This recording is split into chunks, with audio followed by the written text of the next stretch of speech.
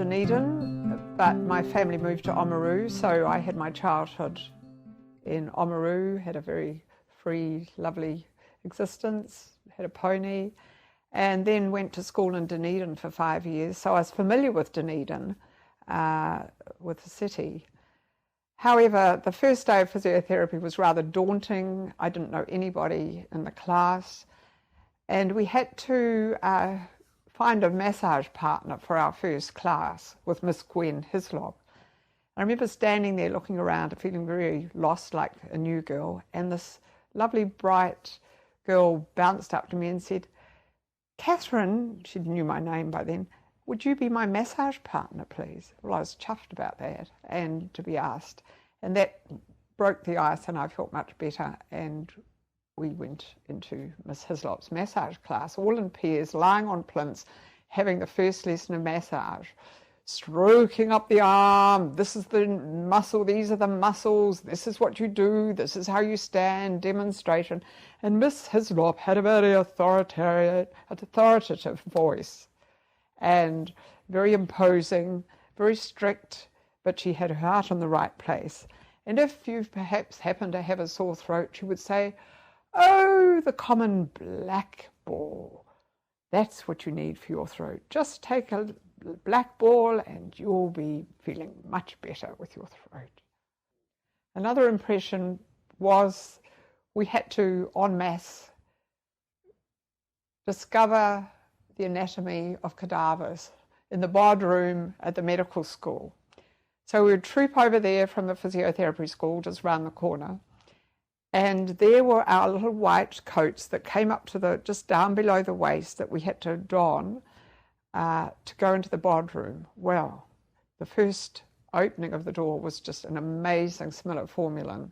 And here we were faced by this huge room full of dead bodies. Well, you can imagine that for a first-year physio student with her at the beginning of lessons on anatomy. And the lecturer would dissect and lay aside muscles and nerves and talk about the parts while we watched and saw the anatomy as live as it could be within a dead body. Another lecturer I remember was Miss Betty Rather from the UK, and she used to teach us proprioceptive neuromuscular facilitation, PNF. She was very tall and had a very imposing, very clear voice that used to articulate and resonate down the corridor while she taught us the rudiments of PNF. Now, arm in, thumb in, and ready.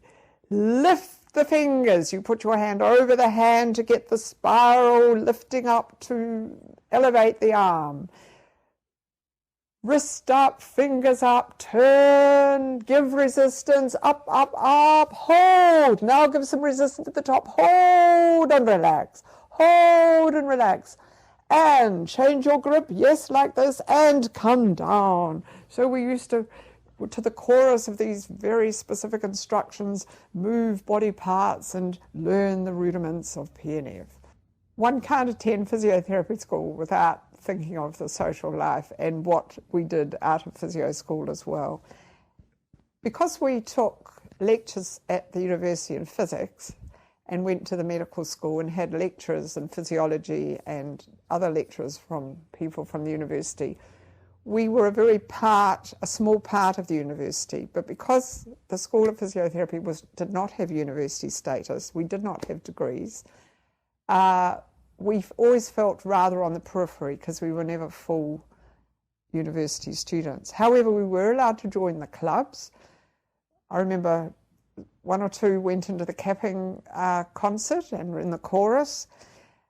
We were able to I joined the tramping club and the tennis club, and that was all wonderful that we were able to do that. However, as I said, we did feel on the periphery, and this is the advantage now that we've got degrees and we're fully fledged under an umbrella that gives us the status that we didn't really quite feel we had, but we were half part there but not fully. Of course, we from private board we went into flats, and that was great because we had linked up with all our friends and had a great social life, went to parties, went to Wool Store hops at capping time. Capping was wonderful. We were definitely part of the Dunedin Otago University scene there. And I always remember one night the story from a group of our friends who were flatting together that one of the students had hypnotised Nina, one of our co-physio students, and under the influence of hypnotism, she had talked about all sorts of stories about her father who had been taken, she was from Poland and had disappeared, and they think he was probably in Siberia, somewhere in the wastes of Siberia, and all these stories of having someone else who was from another culture in our class when we were probably all very quite Anglo-Saxon dominated in those days. We didn't have so much immigration and people from different countries. So one night she was hypnotised and this happened, and one of the girls in our gay, or Gabrielle she's now called, learned how to hypnotise from watching this guy do it to Nina. And one day in the cloakroom at physiotherapy school, it was lunchtime, and we're all clustered around,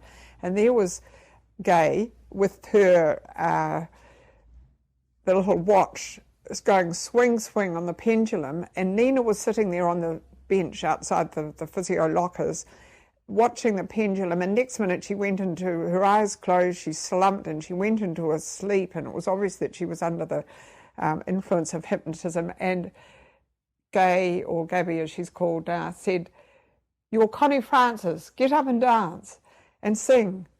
And with that, Nina leapt off the bench, leapt into life, and next minute she was gyrating and singing right round the cloakroom. We were all just absolutely astounded and hysterics. She was so funny. And I don't even think she knew who Connie Francis was, but somehow she was her to a T, and the voice right out.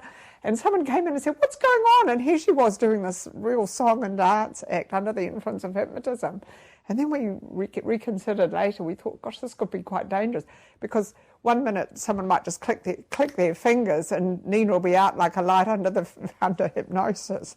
But these were the fun times we had and the laughing time in physio school, because we were all there with each other every day and we took classes together.